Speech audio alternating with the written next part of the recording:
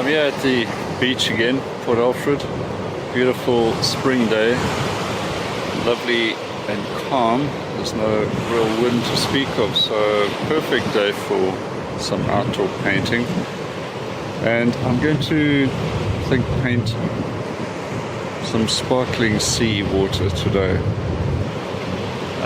The sun's fairly up already, so it's not a lot of shadows.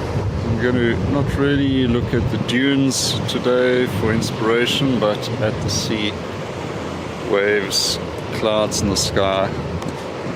As you can see over here, lots of beautiful sea water color to paint.